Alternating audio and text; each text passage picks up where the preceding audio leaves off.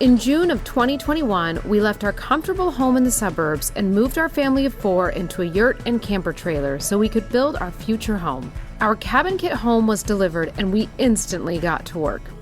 We're amateur builders and we're learning as we go, but we've tackled every challenge that has come our way. From setting the sill plate, laying the floor joists, to bigger and scarier projects like setting our column and ridge beam, and building our window wall. This past year has been one of the hardest yet most rewarding year of our lives. Knowing that we've done this all on our own feels like an amazing accomplishment and a story we can share for generations to come.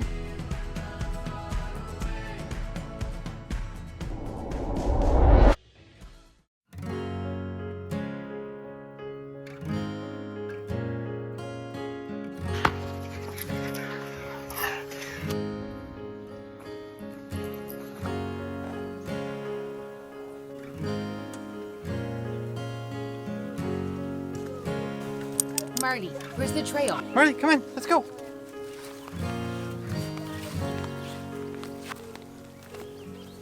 Get the weed eater out.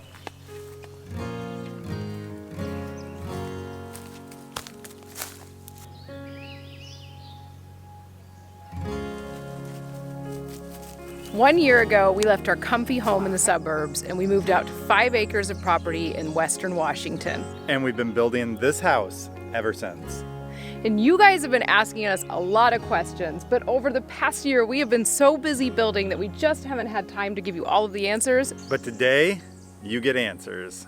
All right, so the number one question that we get from people is, did we have any experience building before we started? And I'm gonna let Ryan pick this one up first. So my experience was limited, pretty limited. I had replaced a couple of decks and helped with some really minor construction projects.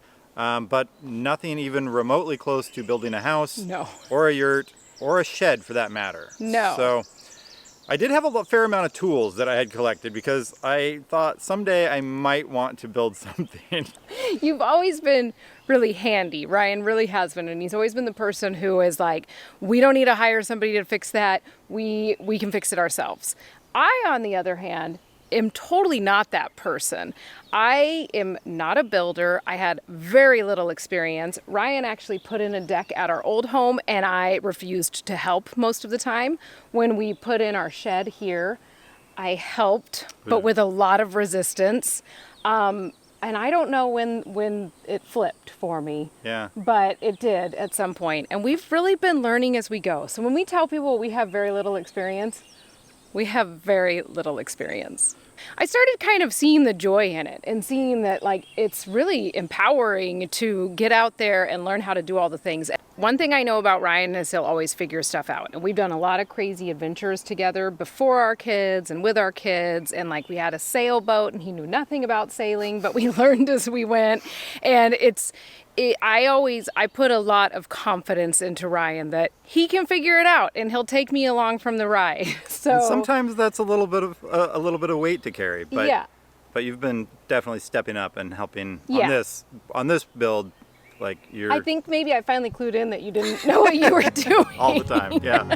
So, but yeah, that's our experience. Okay. Little to none. Little.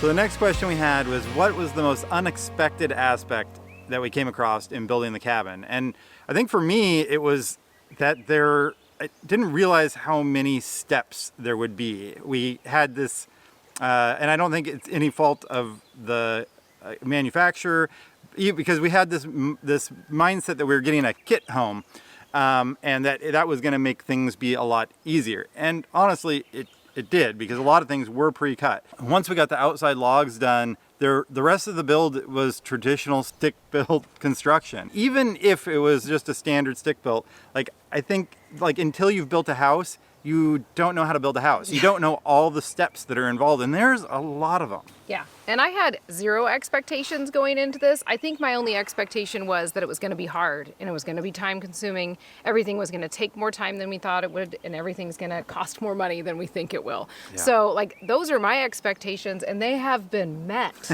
Like it has been harder than I thought it would be, and it has cost a little more. When people ask me my most unexpected thing, it could actually be that I have fun doing it.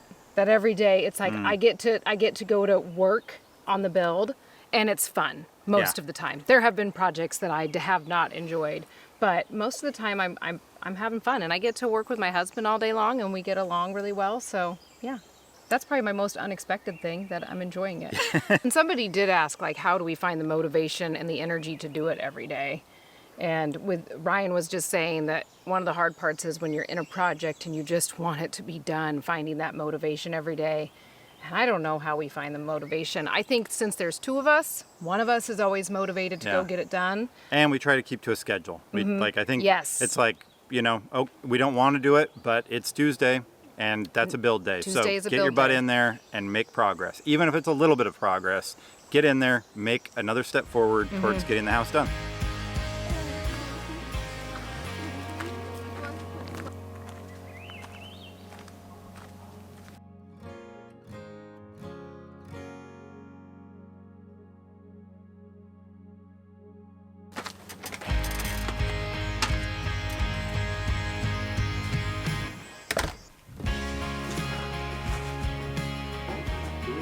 You're like a silhouette coming at me. People want to know what our kids think of this whole process. And then there was a second question that goes along with that of if they're getting any say in decorating their rooms or if they have ideas. So first we can talk about what they think of this whole process. Do you want to start? Because this was really hard to answer. It is. It was a big decision. You know, moving our whole family. Anytime you move, it's hard on kids and everyone. Moving's hard. But moving kids out of a school and telling them they're gonna kind of like, we're gonna build a house, you're gonna live in a yurt, you're gonna live a little untraditionally for a few years. I think no matter how they feel about it today, it's an adventure that they won't ever forget. Yeah, and honestly, they have a blast on our land. Like, I watch them, I feel like living their best life. So it's just that when we ask them, I feel like they never give us a good answer. So I think they don't quite know how to answer the question either, because it's just kind of like what's happening in their life. So they're 11, and they're boy-girl twins, for those that don't know. But we uprooted them from the suburbs where they had neighborhood friends to 5 acres of land. But we also left at a time when they were doing online school because of the pandemic. So it was a pretty good time for us to transition. And they have loved their new school. They've made a lot of cool friends. And I mean, they go outside and they play and they find snakes every day. And I think there's a little bit of the case of which is completely natural to have a little FOMO, or the grass is always greener. It's like, well, if we lived in the suburbs, we'd have friends closer to play with, and we'd have hard surfaces to ride our bikes on and all that. So it's easy to kind of look at the things that you don't have, but they have so many things that they love to do every day. They get to play in the forest, they have a zip line, they have a trampoline, they get to go find snakes and lizards and pick berries, and you know, none of that is stuff that they could do in suburbia. And as far as their mom and dad building a house, I think that we started this whole adventure so young with them. We bought this piece of property when they were like 9 months old. I remember they were babies when we were looking at land. So they've always known the land, and it's always been a part that we come up to the land and we work on projects and we're developing it. So I just don't think they think it's that strange. Like, I don't think they feel the enormity of the whole project. Like, I think they're just kind of like, that's our mom and dad. So, and then as far as if they're getting a say on decorating their rooms, they definitely are. Yep. We want them to put their own flair on. I mean, anything that we can kind of like, you know, anything they can do to make it their own, we're gonna let them do it. Why not? Our son has no when he kind of says what he wants, he's picked really funky lights, which I think is super fun. But then our daughter has just said, I want a lot of plants and I want a lot of twinkly lights. And I'm like, I am totally there for that. Yeah. So, all right, it's no lie that the build can get super overwhelming at times. And one thing I do when I get super overwhelmed with our build is I start visualizing how I'm going to decorate the cabin. It really takes me to another space and keeps me motivated to keep going on the build. One thing I know I'm gonna do is I'm gonna take advantage of these giant windows that we have and fill our cabin with houseplants. We had a few houseplants at our old house that moved with us, but I am really trying to go big on this whole idea. So I'm working to add more houseplants to our collection, but I want them to be simple and easy to take care of because we have a pretty busy schedule right now. So I turned to Skillshare so I could figure out what some of the easiest houseplants were to take care of. Skillshare is an online learning community, and Ryan and I have been members for a year now, and we're so happy to partner with Skillshare as the sponsor of today's video. I turned to Skillshare for so many things, and houseplants was no different. I found the course Houseplants for Beginners and How to Take Care of Them by Mark Shorter, and it was the perfect place to start. The videos were super short and concise, which is perfect for me, and the cool part is new plants are added every now and then, so I can keep checking in on this video. After watching this video, I decided that spider plants would be the perfect addition to my houseplant collection. Because of watching this informative course, I know exactly what these plants need so they can start thriving and become part of the decor in our cabin. If you have a new skill you're trying to learn, you should check out Skillshare because they have thousands of courses on all different topics. My kids actually use Skillshare too. My daughter's really into animating, and she's been watching some of their different courses to take her animating to a whole new level. Because Skillshare is the sponsor of today's video, they're giving the first 1,000 people that click the link below 1 month free to their online learning community. Thank you, Skillshare, for sponsoring today's video. Now let's get back to the Q&A.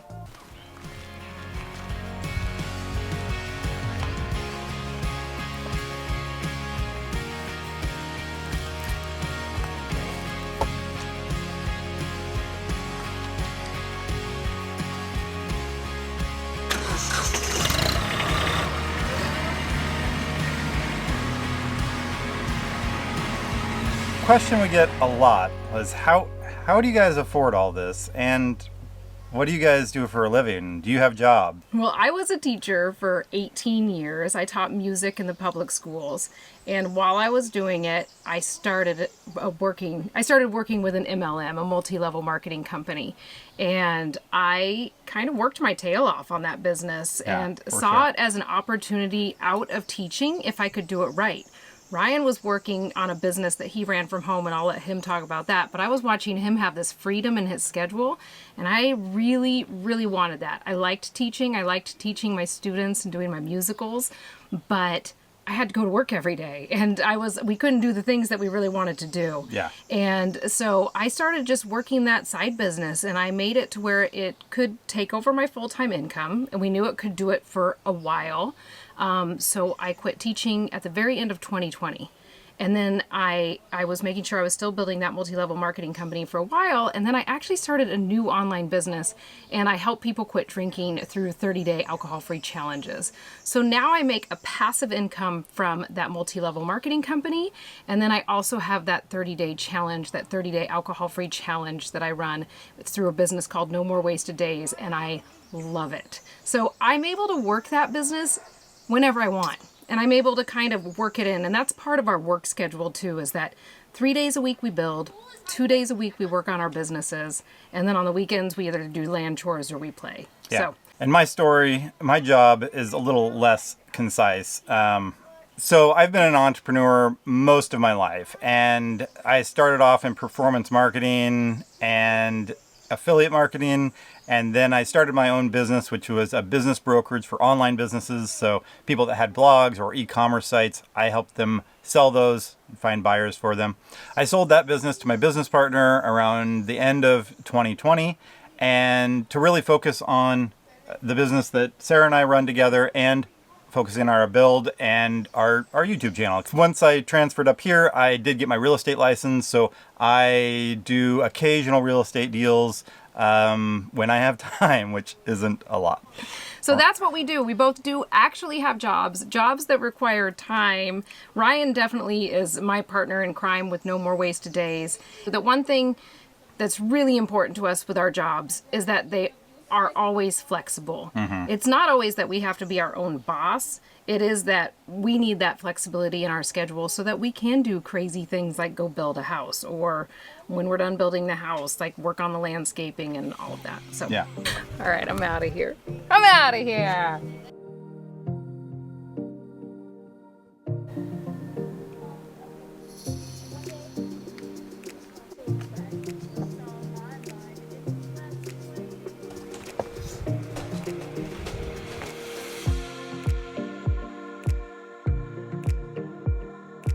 We got a lot of questions about our yurt. Yeah.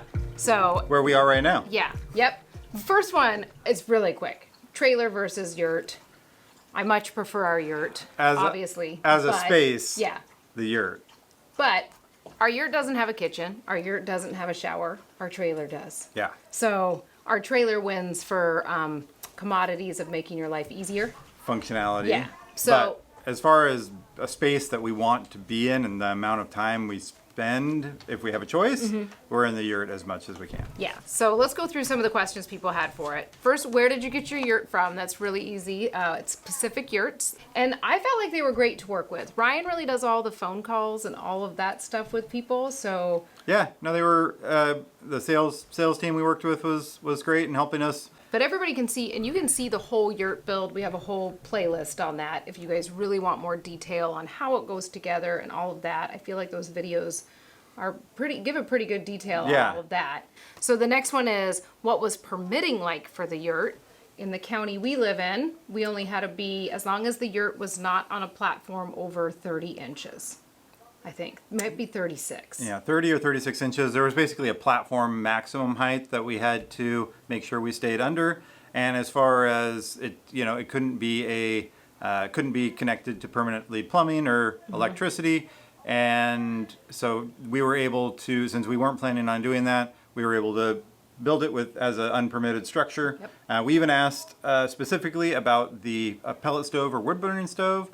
And even with that included, it didn't need to be permitted. The one caveat was, though, is the stove or pellet stove still needed to comply with the standards that like a new construction would be. So you had to make sure that it was an approved energy efficient stove or pellet Yeah. stove to be Okay. put in. Next was, how has the yurt held up? Awesome. We were talking about how long we think it would last as long as you're taking care of it. I think 10 years for sure. On the canvas outside, we just gave it its first bath not too long ago, And it cleaned up and great. it cleaned up. It looks so good. It looks like a Yeah. brand new yurt. So we are totally impressed with the quality and how it's held up with us living in it. So And no leaks. Yeah. No, it stayed for what the structure is. It stayed relatively warm running the pellet stove. Yeah. We did insulate the floor when we built it, and I think that was a smart idea. We probably could have even insulated the floor more. yeah, for sure. And then, would you have rather done a different structure? I don't think so for us. I'm really happy with the yurt. I wish we had an outbuilding right Yeah. now, but somebody asked if we would have rather had a garage style building. I mean, I think it comes down again to function. Like, I think functionally it would have been, it would be great to have right now. But the problem is if that would have, like, we were able to build the platform here and then put up the entire structure in like 2 weeks? Yeah, Or I think a little bit longer The platform, for all of it. The platform was two to 3 weeks, and the yurt was 2 to 3 weeks. Yeah. So, but doing a barn style building would have been another 6 to 12 month project. Yeah, and somebody did ask, any benefits or drawbacks that you didn't know about until you have used it for a while? I think the only drawback that I would say is that it's fairly loud when it rains. Not fairly loud. Really It's loud. Very loud. And we use this space as like we all come together as a family each night and watch a show together. And sometimes the captions are on and it's pouring rain and you really can hard barely to hear hear. it. And when you're just like tired from a day of working, it's just hard. Yeah, and because we did opt for the dome feature that raises, so I would recommend anybody that gets a Yurt to opt for that feature because it actually does cool down fairly quickly when you are able to open up some of the windows and especially open up that dome. It gets all that super hot air and releases it pretty quickly. Yeah. So we use that almost daily. Yeah, so that's definitely a benefit. And yeah, I love our Yurt. I really can't say anything too negative about it. It gets dusty, but we live in the country, so there's no ventilation system, so that makes it a little harder. But, you know, we live on a build site right now, so that is what it is. Like that, I feel like that can't even be a complaint. No, I think we might build more Yurts in Yeah, the we future. have totally talked about that, because especially with the idea of Airbnbs and stuff. So What's the next question? next question. This one is going to be kind of multifaceted too, like the Yurt. It's all about our cabin kit. Okay, and so how much was our cabin kit? And I was gonna do a little plug here just for if you like this kind of information that we're giving you, the more lifestyle stuff, more finance talks, more what do we do for jobs. I talk about all of this on TikTok all the time. It's really where I give those pieces. So if you want to follow us over on TikTok, go check us out there. Okay, so how much was our cabin kit? Let's first give a shout out to Conestoga Log Cabins and Homes. So Conestoga is where we got our log cabin. Yep. And we've been super happy with them. Our house was one of the first ones they manufactured after they restarted after the shutdown. And so I think there were a few hiccups of things that should have been delivered that weren't, or things that were delivered that were the wrong size or the wrong specifications. They handled them and they corrected them seamlessly. So I think that's really important. And as far as our the support that we got from the company, we have like a dedicated project management rep that we call and we definitely take advantage of. It's really awesome that we can call or email at any time and say, hey, we can't find this. We don't have a lot of construction experience, so having somebody that is there that we can ask questions to is just invaluable. Yeah, amazing. And as far as the cabin kit cost, we purchased it in 2019. We locked in our price at that point, and it was a $100,000 kit. Like, it was a little bit under that. That got us, it's 3 bedrooms and 2 bathrooms, and it's 1,300 square foot. It'll be more now because of the rising costs in everything right now with our world. So definitely call, and I always hate giving people the number because I know that it's going to be a different price now. Yeah. But I feel like for what we got everything from the floor joists up. Yep. Except for plumbing. So, and they're very clear with you on what you're getting, what you're not getting. And then regarding the cabin, the model that we chose. Yeah, I was gonna say that's a little bittersweet because the same reason that we really chose that kit and we love it with all the big windows is the same reason that it made it an extremely challenging build, especially for our first build.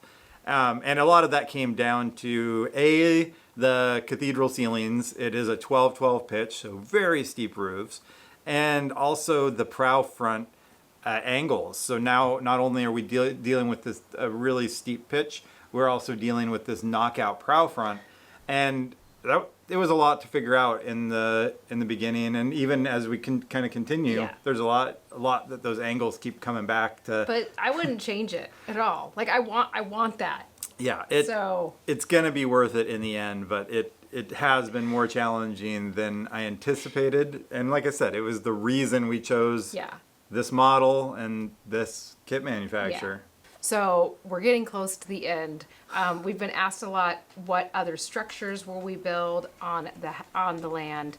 And definitely next up, well, not next up. We might need a little break when we're done with the build. Yeah, this is the hot topic. Yeah, but we'll do an outbuilding for sure because we have a lot of stuff now from being up here and building, and we have a lot of wood scraps that we want to hang on to because we know they can turn into other things. So we do plan to do an outbuilding. And we're leaning towards a metal pole barn type structure, just on slab, and that'll give us enough space for all the tools that we've accumulated. We'll probably keep the tractor and and all just nice space for all that. And then I really enjoy brewing and bottling kombucha, so the goal would be to have a little spot in the shop, in that structure, so that we can continue to do that, maybe on a little larger scale. So that's definitely a structure we'll do. We plan on doing a greenhouse as well, and doing a bigger greenhouse than our little lift up one that you saw earlier in the video. Yeah. That's just like a starter guide Little for temporary. us. And as far as beyond buildings and what we plan to add to the land, people were asking if we plan to add any more farm animals. I don't think we're gonna go big on farm No. animals, but I'm pushing hard for a goat right now. A goat or two. And only because I don't want goat's milk, because I think it's gross. But I want them to eat all the brush that we have. We have a lot of blackberries and Lots. vines here, and it is the summer. The summer is like a battle. Yes. It's a battle with nature, and specifically it's a battle with blackberries. And now that we have our chickies free ranging around, it makes it a little harder to control, because we can't spray as much to control those. We're hoping to turn the whole hillside in front of our house into a garden area. And right now it's all blackberries, and it's just really treacherous, and we could get out there and clear it, but it's going to take us a ton of time. So why not have a farm animal that could do the work for you? And then it could still, like, once that area is cleared, we could use it to work on other areas throughout the land. We talk about adding ducks.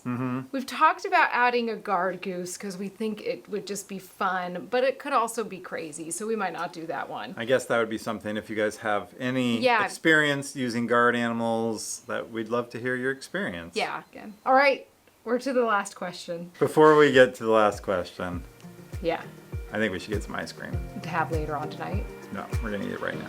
We're gonna eat it right now. Yeah. All right, let's go get in the car. Let's go get the Lily Monster. This. Do you want to go on a car ride? Want to go for a car ride?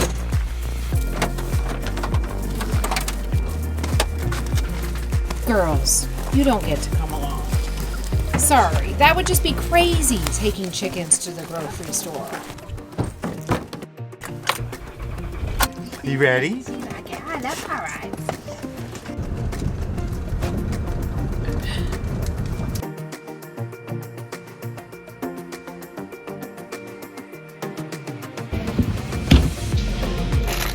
And what are you getting?